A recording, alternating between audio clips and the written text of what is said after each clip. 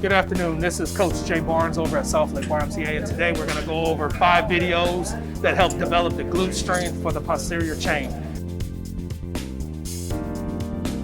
The first lift that I like, and it's just classic, is going to be a back squat. So to position the rails to where you can get under them, put them evenly across your back, unrack it, step back, make sure that your feet are even. You're going to push your hips back, drop to the ground, pushing through your heels, stand up. Do it again, breathe.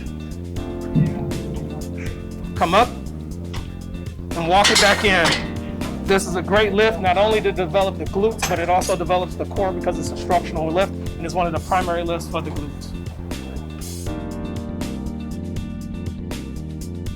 Okay, we're back now. This is the second exercise that's going to help develop that glute and the posterior chain. This is a traditional single leg RDL. To do this RDL, you're going to step up to the bar with even hands. There's going to be knurl that's smooth and knurl that's rough.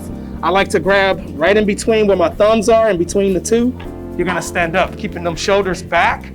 You're going to take a slight step forward so that you're staggered, okay? Now, while you're staggered, you're going to keep that shoulders back, keep your core nice and tight, and what you're going to do is hinge from your hips. Do not bend at the knees. You are going to have a slight bend just by going down, but don't exaggerate it.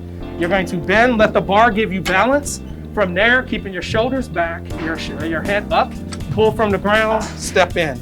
Again, you'll come to the ground using the barbell as balance, chin up, chest up, stand up. Now that same lift from the side, again, body position, you walk in, you want your feet even, about a foot and a half apart. You want to grab the knurl where it's smooth and where it's rough to make sure that your hands are nice and even. Bend at those legs, stand up. Take an exaggerated step, again, keeping them shoulders back.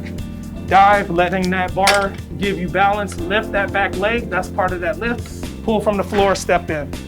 And again, you'll come down, let it balance, lift that leg, pull up.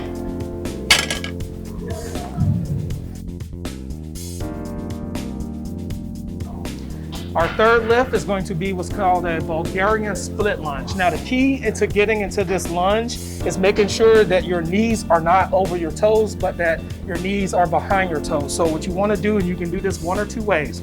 You can brace the box or a bench up against something so it doesn't move. You can push against it, or you can rest your foot on it. That's going to be comfort.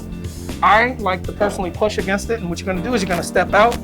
Obviously, if you do this around something where you can hold on to, you can hold on.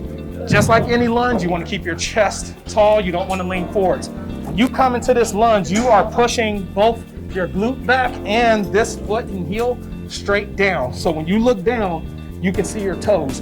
If you're like this, you're too far forwards. You should be back and sit. And then you're using your heels to come up. You're going to drop till your legs are about parallel. If this is your first time doing it, control the depth by going 3/4, then half, and then come on up. Again, slowly lower yourself. Come on up. By slowly lowering yourself, you're allowing those glutes to engage and to activate, and you are powering out of it via the lunge.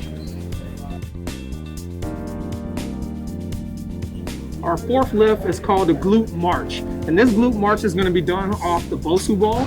To get in position for this lift, and what this lift is going to work, is similar to that Bulgarian lunge. It's going to activate those glutes. It is a bridge, so it's going to activate that core and have you be symmetrical throughout that posterior chain on your journey to doing all 5 of these lifts. And so you're going to come all the way in, get your hip as close to that Bosu ball as possible. Using your heel, you're going to come right to the top, drive your other leg straight. You don't want it slightly bent or long like this. You want it straight up in line with your knee.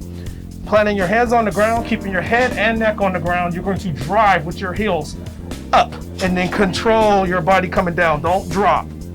Again, using those heels, you're going to drive up, forcefully up, squeeze, and then sink them hips right back down.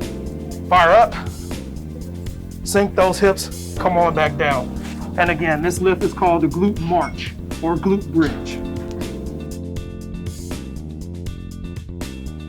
And our final lift to cap off the 5 lifts to help develop those glutes is going to be a hamstring curl via the gliders. Now this hamstring curl is for speed, so think that you want to move your legs fast, like a cycle or like a speed row. And so to get in position is similar to the Glute March, where you want your heels on the gliders, and these are turf specific. You can also do these on the hardwood ones. Again, you want to bridge, get your heels as close to those glutes as possible. You're going to bridge up, keeping your hips in the air. You're going to extend one leg and then the other, back and forth. Up. Sometimes that'll happen. You want to bridge up, and then you're going to move your legs back and forth while keeping these hips up high.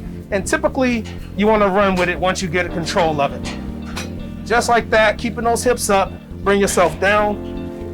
And that concludes the 5 lifts for developing the glutes. We had a squat. We moved into a barbell RDL, single leg RDL. From there, you have the Bulgarian split lunge. Then you have the glute march or glute bridge off of the Bosu ball. And finally, the glider hamstring curl.